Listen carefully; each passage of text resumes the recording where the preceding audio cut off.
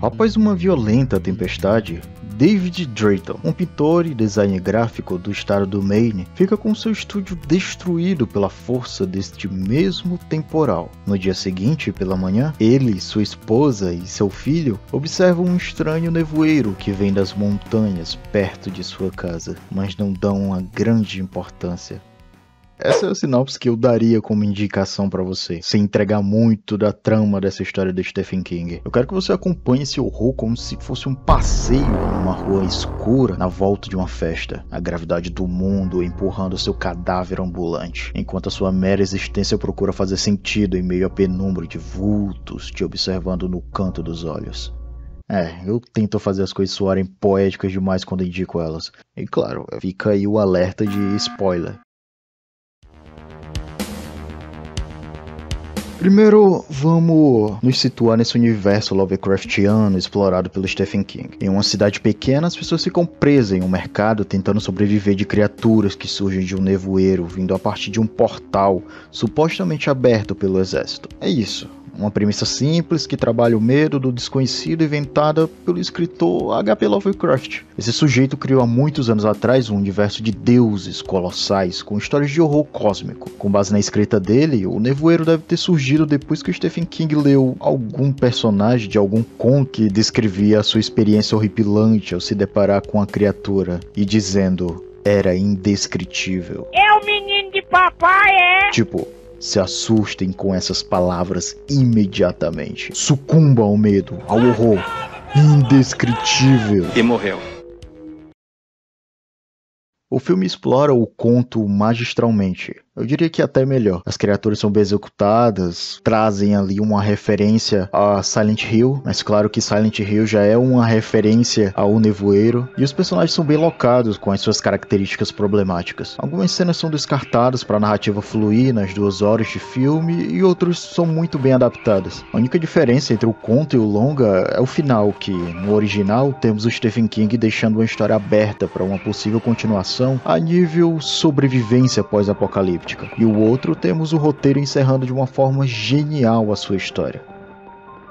5 anos depois da data do lançamento do conto, em 1985, ele teve um jogo como adaptação, e essa é a primeira adaptação desse conto. Você tinha que batalhar e descobrir como sobreviver dos eventos que o computador ia sugerindo para você. Fomos presenteá-los com uma série da Netflix com 10 episódios, mas para quem não lembra, nesse convite dizia Dia do Amigo da Onça. Recomendo que nem cheguem perto desse projeto nefasto e repugnante. Eles deturpam completamente o conceito do medo do desconhecido, trocando as criaturas por uma fumaça preta que se transforma no seu pesadelo. Tipo, what? Você é vergonha da profissão! Com as tantas camadas dessa história que não são difíceis de perceber, porque é um simples conto de horror, os caras conseguiram estragar completamente o que poderia ter sido uma extensão incrível do conto. O foco central, que explora as falhas humanas e suas tentativas de controle e posse, se misturou com a mensagem direta sobre fanatismo religioso e negacionismo científico, um assunto escrito nos anos 80, olha só. O que nos mostra que esses temas sempre estiveram em pauta nos últimos 195 mil anos do ser humano na Terra. Muita gente já foi pro beleléu tentando provar suas teorias científicas. O verdadeiro nevoeiro são os inimigos que fazemos pelo caminho. Essa é a frase que caracteriza muito bem a história desse filme, desse conto. Enquanto o mundo desmorona com criaturas de outra dimensão devorando pessoas e tomando de conta da Terra, os que restaram na cidadezinha presos dentro do mercado acabam se tornando os seus próprios monstros. Essa é uma ideia macro da sociedade corrompida e sem leis, explorada em diversas histórias pós-apocalípticas, como The Walking Dead, The Last of Us, A Estrada. Esses são alguns exemplos diretos onde temos pessoas que se tornam piores do que as circunstâncias, ou piores do que as criaturas que desejam devorá-la. Mas o que faz a diferença nesse conto do King é como ele trabalha essa sociedade criando células dentro do supermercado, de maneira simples e objetiva, sendo elas uma que acredita em um Deus que nunca virá salvá-los deles mesmos, e outra que desacredita da lógica científica, criando teorias da conspiração, dando vazão à negação sobre a verdade do que se passa fora das vidraças.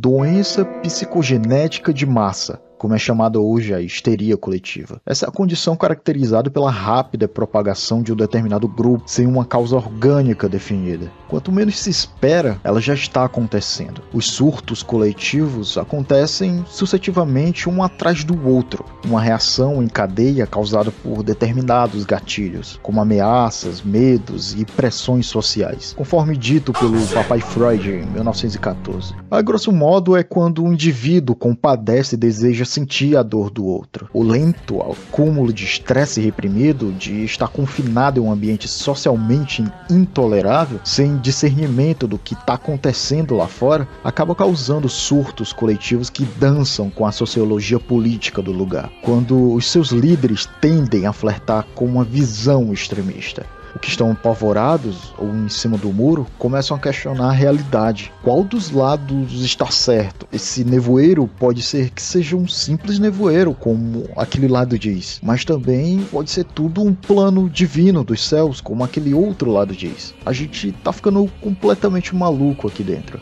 Hoje em dia, esses surtos são facilmente propagados por causa das redes sociais, através de notícias falsas e reações em massa que são potencialmente explosivas, que afetam as pessoas ao redor com um rebanho guiado em direção a uma forquilha do cancelamento. E, portanto, enquanto a senhora Kermode espalha a sua crença irracional de que a neblina é um castigo de Deus, e utilizando a sua fé para manipular e controlar as pessoas, ela aproveita para criar tensão e divisão dentro do mercado, levando a conflitos e colocando a vida de todo mundo ali em risco.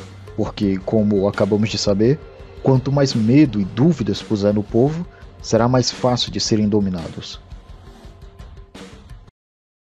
O projeto Ponto de Flecha é levantado inúmeras vezes durante o início da história. Ele foi um experimento militar aparentemente destinado a criar um portal transdimensional pelo qual se poderia acessar outras dimensões. Embora nunca tenha sido garantido, nem no conto e nem no filme que tenha sido isso que de fato lançou o nevoeiro e as criaturas que vivem nele no nosso universo. No roteiro original do filme inclui uma cena de prólogo. Nela, os cientistas, os militares da base desse projeto abriram com facilidade, com sucesso, por assim dizer, esse portal para outra dimensão dentro de um tanque de água. Só que um dos raios da tempestade atinge a base, fazendo com que o portal começasse a expandir e causando toda a trama da história. Eu acredito que deixar de fora essa cena dos militares abrindo um portal enriquece mais ainda o corte final, porque o conto em si discute mais as relações humanas, mais do que as próprias criaturas que saem do nevoeiro. E claro, isso nada mais é que referência aos inúmeros nomes de teoria da conspiração que existe por aí, como o Experimento Filadélfia, o Projeto Montauk, o Raap e outras a mais. O Sr. Norton, apesar de acreditar nisso de conspiração, ele acaba sendo o menos nocivo dentro daquele lugar. Com sua célula ali, ele debate apenas esse projeto Ponto de Flecha, se é verdade ou não. E dentre eles ficam questionando aquilo dali. O nevoeiro é um experimento militar ou alguma forma de poluição. Nada mais que isso. Nada de monstros, nada de horror. Nada a temer. Isso tudo após um ataque às escondidas dos tentáculos cósmicos que saíram do nevoeiro e que ele se recusa a acreditar que aconteceu.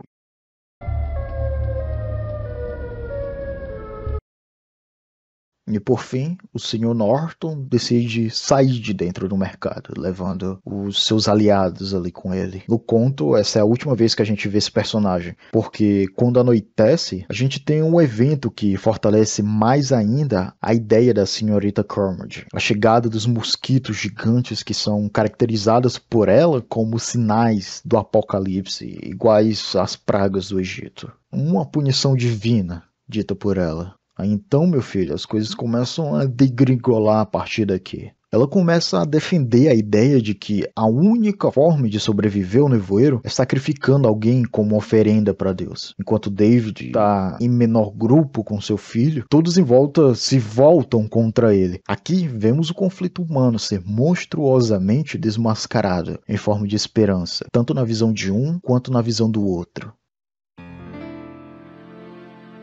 A necessidade de esperança durante toda a história é retratada através do personagem do David, que luta para manter a sanidade meio ao caos e ao terror. Ele continua acreditando que pode encontrar uma maneira de sair daquela situação, mesmo quando tudo parece perdido. A sua perseverança entra num contraste com o desespero e a resignação de outros personagens que ficaram ao lado dele. A ideia de que a ordem social é frágil e pode desintegrar rapidamente é explorada através da forma como os personagens reagem à situação de crise. Alguns personagens tentam manter a ordem e a civilidade, enquanto outros se tornam violentos e desesperados. A tensão entre essas diferentes abordagens leva a conflitos e divisões dentro do grupo, o que ameaça a sobrevivência de todo mundo ali dentro, mesmo eles vendo que tem criaturas lá fora. Os personagens ficam presos em um supermercado esperando que as autoridades resolvam a situação.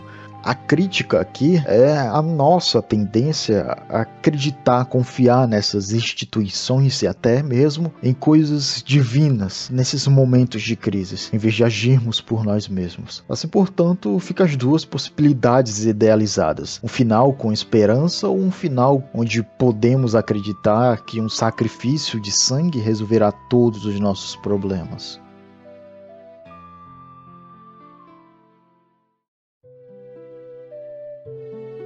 Enquanto eu escrevo essas linhas, penso sobre como esse conto me fez refletir sobre como ele coexiste de várias maneiras na vida de cada um daqueles personagens. Assim como eles, nós também vivemos em um constante nevoeiro que oculta nossos sonhos, com criaturas perversas que nos impedem de enxergar o horizonte, abafando com o pavor que nos sufoca todos os dias que tentamos encontrar forças para enfrentar desde uma mariposa do tamanho de um cachorro que pousa na nossa frente a uma criatura colossal que caminha sobre nossas cabeças, assistindo o nosso fracasso e nossa força de vontade que tende a continuar dia após dia com esperanças de dias melhores.